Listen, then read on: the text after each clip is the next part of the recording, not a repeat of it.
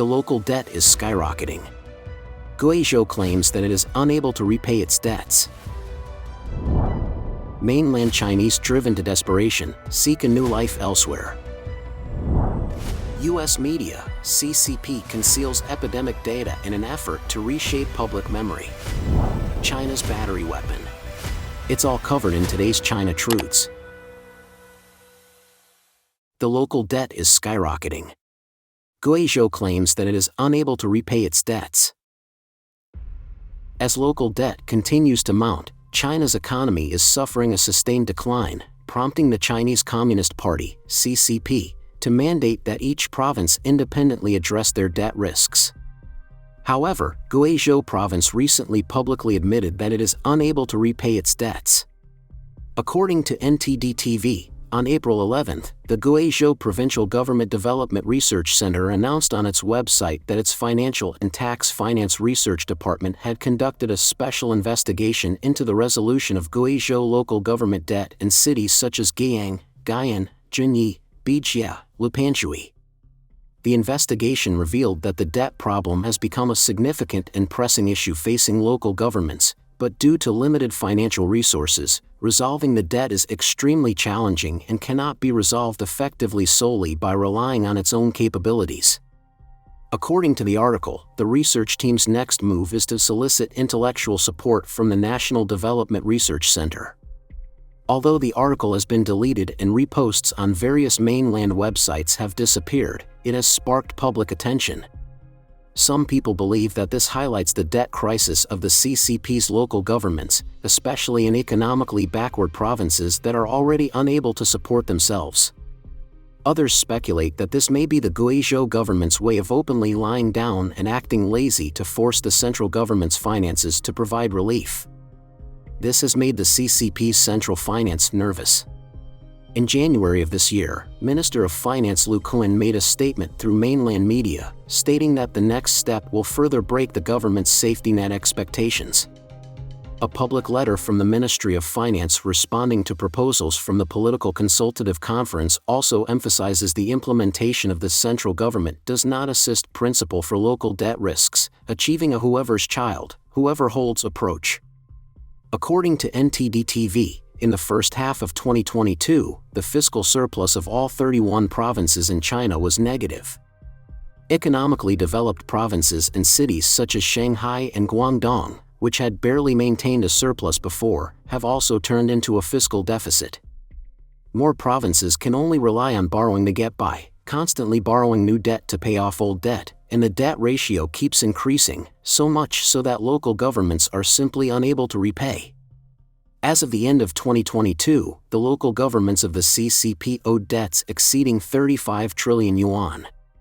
According to mainland media, at the end of 2022, the debt-to-GDP ratios of various provinces had risen to varying degrees year on year. Among them, the debt-to-GDP ratios of 4 provinces, Heilongjiang, Xinjiang, Tianjin, and Guizhou, have increased significantly, with debt-to-GDP ratios all exceeding 400%. Compared with the end of 2021, at least 10 provinces' debt-to-GDP ratios have increased by more than 100%. However, the industry believes that this figure may be significantly underestimated. Mainland Chinese driven to desperation, seek a new life elsewhere. After enduring 3 years of strict COVID-19 lockdown measures, many Chinese citizens are desperate to leave their home country, where they feel there is little hope. Some have successfully made their way abroad, while others are searching for opportunities elsewhere. The Epoch Times reporter interviewed 3 Chinese nationals who were determined to leave the mainland despite the risks and an uncertain future, all because they share the belief that freedom is priceless. The first person is a woman in her 60s from the industrial city of Shenyang in northeast China. She told the Epoch Times' reporter at the Belgrade International Airport in Serbia on March 25, "I had to escape no matter what." To leave China, Chen paid an agent she had never met before, and she only communicated with him through the phone. Due to security concerns, she did not reveal where she was going next or share too many details. Despite not speaking English and never having flown before, Chen did not hesitate to leave China in early March. Her first stop was Hong Kong, where she slept on a plastic bench at the airport for 8 days before heading to Serbia. Before her departure, Chen informed her son that her only chance of survival was to leave the country. She and her husband have been the targets of retaliation by local authorities since 2002 when they exposed a former village CCP secretary who had embezzled funds belonging to local peasants. Despite being imprisoned, beaten, and sent to labor camps, including the notorious Masanjia forced labor camp, they continued to petition in Beijing for years. In 2011, Chen was sentenced to 2 years of forced labor for her persistence in petitioning. After refusing to plead guilty, Chen's slave labor quota at the labor camp was doubled, and she faced frequent beatings and torture for failing to meet the new quota. She revealed that prisoners were only allowed to use the restroom twice a day, and as a result of the pressure and torture during her imprisonment, she developed heart disease, high blood pressure, and nephritis. Despite facing an uncertain future, Chen is determined to leave China, no matter the difficulties she may face. She declared while at the Serbian airport, "I am ready for any challenge. For freedom's sake." The second citizen interviewed by the Epoch Times reporter is Roy, pseudonym.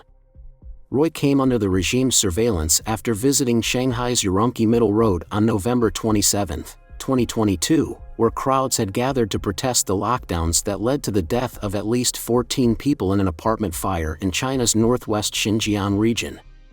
He intended to take photos of the event, but plainclothes police abducted him and took him to a police station where he was interrogated and beaten.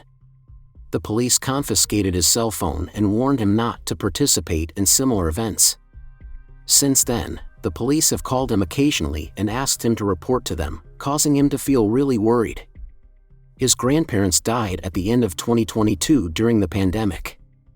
After experiencing the lockdowns and the white paper movement, he has been thinking more seriously about leaving China. He has been aware of the internet blockade since he was in 6th grade, and his family members taught him how to bypass the firewall to access information outside China. Many of his online comments have been considered sensitive and inappropriate by the regime, and he has had his social media accounts blocked. As a college student, a visit to the United States inspired him in his quest for freedom and democracy. Although he knows about an escape route through the Panamanian rainforest, he has hesitated due to the risks involved. However, he said that starting over in a strange place is all he can do if he wants to live in a free society. Currently, Roy is doing what he can to find a way out of China. Doctor's awakening. The third person is Anteo, pseudonym, a doctor in the northeastern Liaoning province. He told the Epoch Times on March 22 that his hospital was overwhelmed with COVID-19 patients during the pandemic, and many medical staff were infected as well. According to Anteo, due to the communist regime, the hospital ran out of medicine, basic masks, and alcohol. Although he had planned to flee to the United States with a friend in 2022, he decided to stay because of his 80-year-old mother's poor health. Anteo stated that life is worthless in China based on his observations during the 3-year-long pandemic. He said, "I will not give up on leaving China." U.S. media, CCP conceals epidemic data in an effort to reshape public memory. 3 years ago, the CCP concealed the epidemic, causing the COVID-19 virus to harm the world. During the so-called anti-epidemic efforts, it created a large number of secondary disasters, resulting in the deaths of a large number of people in China. According to the Wall Street Journal, Beijing authorities now declare that the epidemic has passed, in an effort to reshape public memory of the COVID-19 epidemic. According to the report published on April 13, these activities include not publishing key epidemic statistics, barring persons who do not agree with the CCP's propaganda about the government's achievements in epidemic prevention, and prohibiting memorial gatherings. The report pointed out that, to this day, the outside world still does not know how many Chinese people died from the epidemic, and the data that could unlock this mystery is being blocked by the CCP government. Usually, more than 30 provinces and cities in China release cremation data once a quarter. However, reporters have found that official data has either disappeared or has not been updated, and even one city has erased records since 2020. Furthermore, officials prevented Shanghai citizens from holding a commemorative event for the first anniversary of the lockdown. A furniture gallery in the former French concession of Shanghai launched an exhibition themed around life during the lockdown period but closed at the end of March. In addition, the authorities deleted videos and other related content from the internet that recorded the Shanghai lockdown a year ago. The report stated that the CCP had also erased history by controlling information in the past. For example, many young Chinese people know little about the 1989 Tiananmen Square massacre or accept the CCP government's explanation that it was a riot. According to a Shanghai lawyer quoted in the report, this generation will not forget the truth about the epidemic, but the next generation's memory is uncertain. China's battery weapon. On April 11, Thomas McArdle, a White House speechwriter for President George W. Bush, who writes for IssuesInsights.com, published an interesting article titled China's Battery Weapon in the Epoch Times. In it, he suggests that the CCP may be running the Biden administration's Environmental Protection Agency, EPA. Continue viewing the following analysis to learn why he began this way. At the start of the article, McArdle referenced data from the EPA this week, which announced new emissions regulations for cars, SUVs, and pickup trucks from model years 2027 to 2032, with the possibility of including heavy-duty vehicles as well. According to the New York Times, the rules would require as much as 60% of new car purchases to be electric vehicles, EVs, by 2030 and as much as 67% by 2032, with an aim to make conventional cars expensive and push more people to buy EVs, which have an average sticker price of about $18,000 more than gas-powered vehicles. However, there is a more significant underlying problem beyond the obvious issue of fully charged car batteries running out a few hours into your trip. This problem relates to the minerals required to manufacture millions of new batteries for electric cars. The mining of cobalt, graphite, lithium, and nickel is necessary, requiring over 300 new mines that do not yet exist in the world. These minerals must then be processed, refined, and used to construct cathodes and anodes. McArdle asked, "Do you know where around 90% of anode production in the world takes place?" The answer is mainland China. By the end of this decade, North America is projected to fulfill only about 3.5% of the cathode and anode manufacturing necessary for the government-mandated transition to electric personal travel.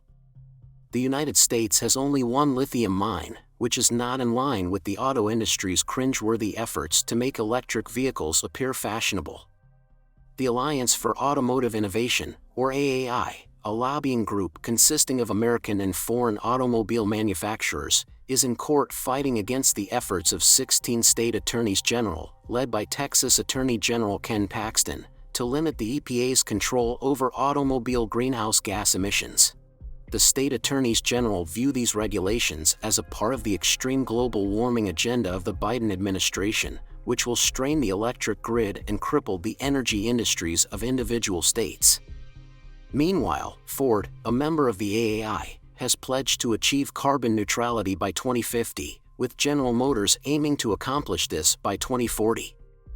As the New York Times acknowledged last fall, electric vehicles actually have a larger carbon footprint than gasoline-powered vehicles. According to McArdle, even if America were to completely restructure its energy economy to compete with China in battery manufacturing, it would still be unable to match China's low labor costs, which reportedly include the use of slave labor in Xinjiang and the mineral and battery manufacturing supply chains. It is almost comical that the only rare earth mine in the United States, located in the Clark Mountains in Southern California, was reopened to reduce dependence on China's near monopoly on the critical minerals needed for manufacturing advanced technology magnets for everything from EVs to missiles to radars to stealth aircraft and submarines. However, when the mine yields rare earths, it is sold to refiners in China, who own 92% of magnet production and 85% of rare earth processing.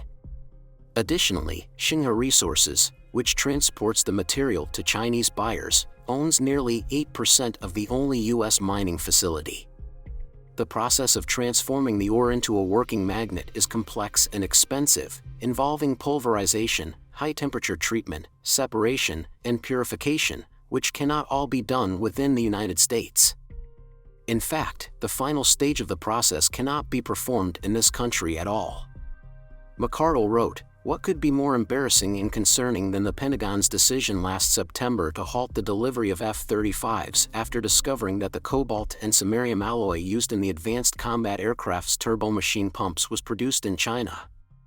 The Defense Department's rule urging reliance on American contractors was thrown out the window.